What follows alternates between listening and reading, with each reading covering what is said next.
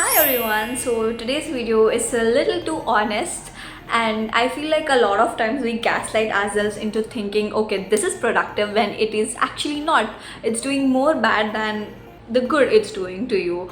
More like things we consider as self-care while it is actually self-sabotaging. So let's get into like a few things that feel good in the moment, but in the longer run they are doing worse things to you and your productivity and overall growth in general. So I'll share a few of those in case you can relate with that. So I think number one would be us taking a break, but actually it's not.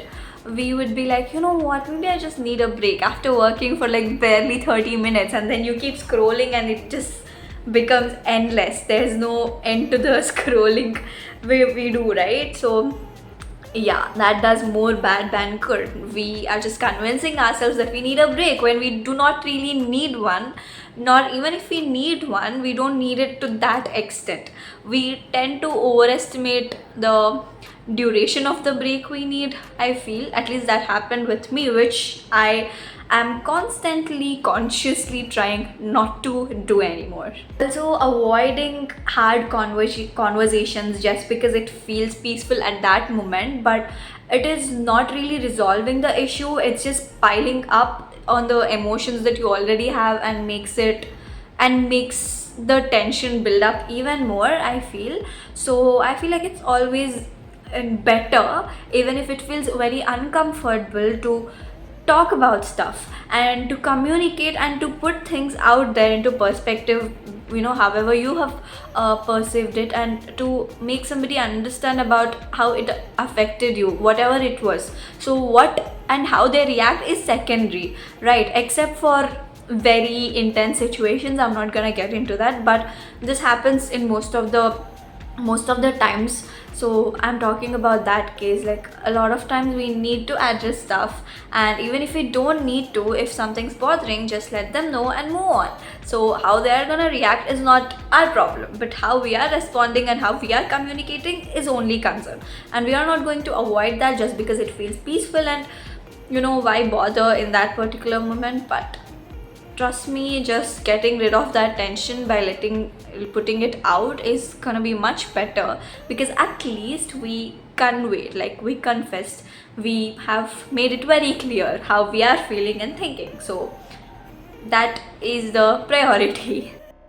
Over consuming content instead of actually taking the actions. A lot of times we tend to consume a lot of content on something we want to do or we are doing, and instead of just implementing what we have actually learned, we tend to keep feeding ourselves more of such information or information related to that, and less of the doing.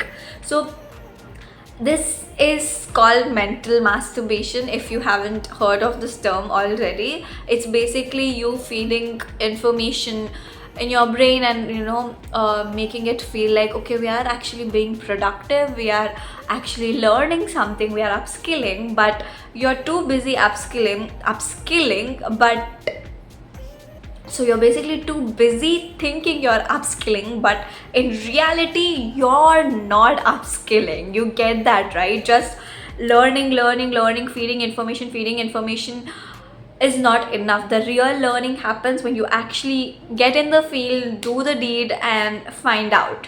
So do it, guys.